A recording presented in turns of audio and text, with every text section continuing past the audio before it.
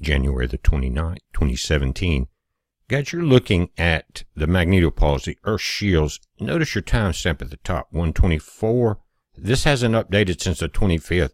But guys, where the shield is, right where I had the arrow, is at the plus 12 line. And that's kind of the average distance between the Earth and the magnetopoles. It's called the standoff. But something is happening that I've never seen before. The shield is extending out further and further towards the sun. And there's a reason for that. There's incoming waves of energy that struck the Earth on the 24th. And they did not come from behind us. It did not reverse the magnetofield. I've checked that out as far as the direction. But what it did do was extend, and look at the timestamp as we go through this, that our Earth shields have extended towards the sun. Only one reason they would do that, and let's check this out. Suddenly, as they recompress, one solar band of energy completely bypasses the shield and penetrates into the satellite band of our planet. The radiation belt was stripped back at this time. It was amazing to see this. But again, look at this. Notice your timestamp through the 24th. Again, it extends out, comes back in. This time, there's 3 waves. Again, one penetrates. The one is right on the magnetosphere and one on the outside. Then as we go in again on the 24th, it extends out towards the sun. Guys, I've never seen it reach out that far in the years that I've been watching it. Only one reason. Again, look at the timestamp, 1730, 1752, completely out of sight.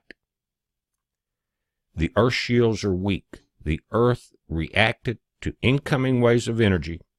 Radiation levels went up in the upper atmosphere. The radiation belt at 100 TeV was stripped back, and these waves of energy came in from behind the sun. It was not the solar wind. I'll show you the solar wind was very mild on the 24th. We're going to take a look at that.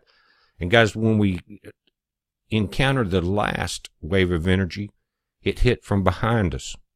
Now, when the Earth is turning around the sun, and if there's something in a direction that's sending waves of energy at us, the Earth is moving. So if it hits us from behind one time, it may hit us on the left side as we rotate counterclockwise around the sun, and the entire solar system is spinning. But look back at January 24th. Solar wind speed slightly elevated, 417, but nothing like we've seen when it goes to 750. Look at this radial wind speed, temperatures and all, the 24th, very low, up to the 25th. Nothing happening with solar wind speed to cause our magnetopoles to react to that. Notice the density starts to increase right before the radial wind speed. And that was because of the coronal hole. But it was quiet as far as solar energy during this time. Now, this is a model that goes back to 2003 during what was called the Halloween solar storms. And you had coronal mass ejections coming in, solar flares were active. And you're looking at the plasmasphere. And it's a protective band inside the magnetopoles. Now, as the Earth was sensing, and our magnetic shields were sensing an incoming blast from the right, from the sun, notice how much smaller the plasmasphere is around the planet at this point, because it's sending all of that energy to block the incoming solar storm. Again, the Halloween storms of October 2003 on the 31st, on that day.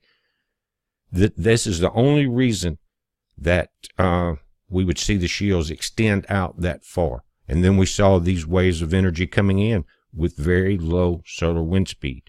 It was either a gamma ray burst, another set of waves of energy. I'm not sure. Guys, I've never seen that before.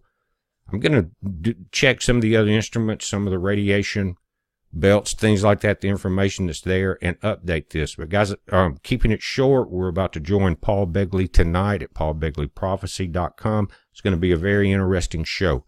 It's a heads up. Be safe.